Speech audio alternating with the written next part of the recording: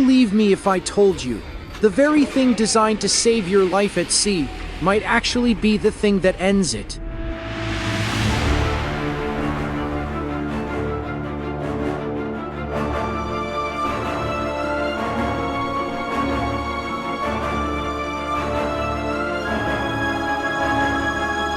Lifeboats, symbols of safety and survival.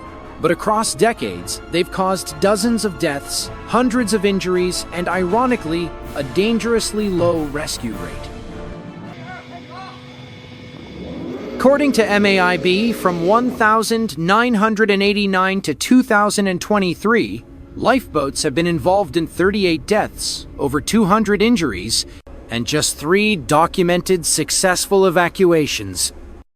That's right, 3, in over 3 decades.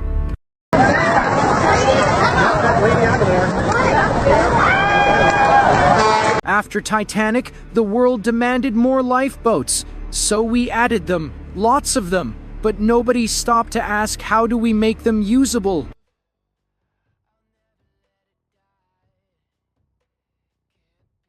Let's review with us the accident situation that happened with the lifeboat recorded by the camera.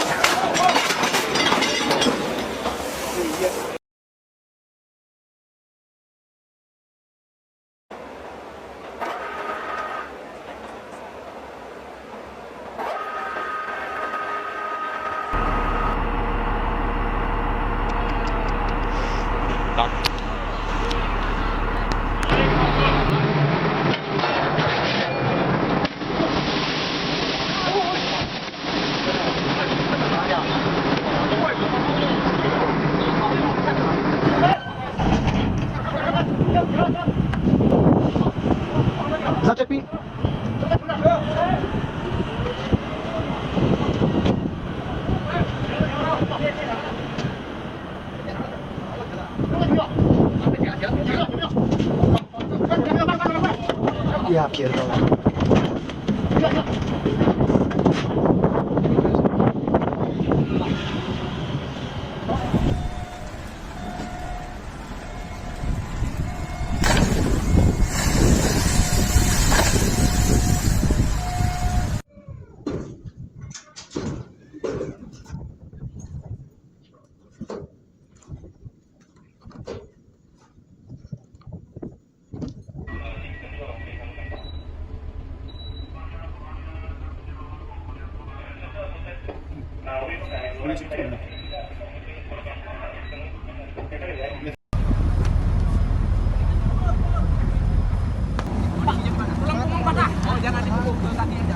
Habis dua berarti talinya habis dua. Buka mulutnya nafas.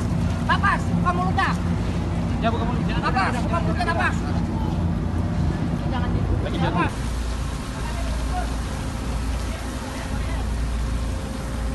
Why are lifeboats so dangerous?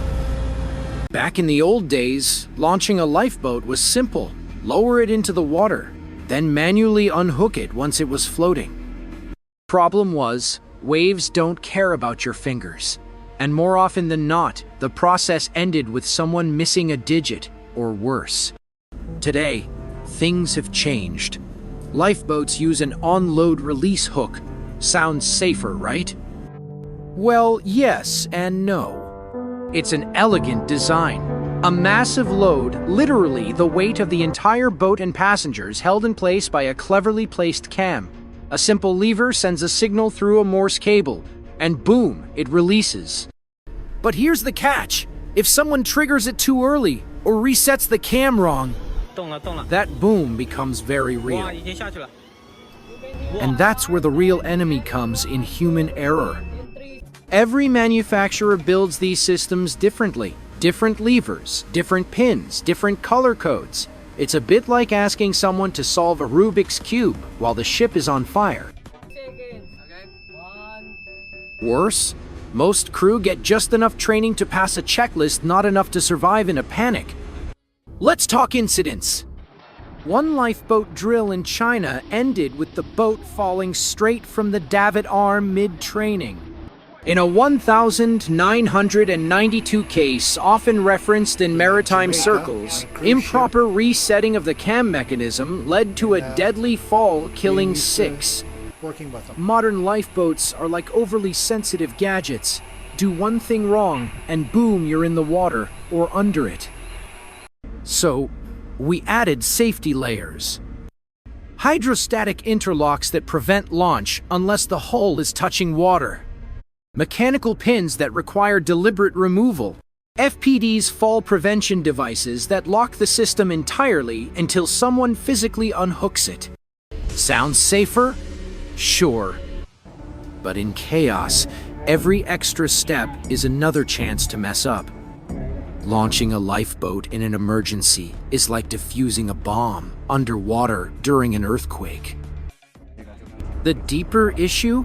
These lifeboats are designed for optimal conditions, not human conditions. In a drill with no pressure, no panic, they barely work. Now imagine trying to use them at 2 a.m. with the ship on fire, listing hard to port.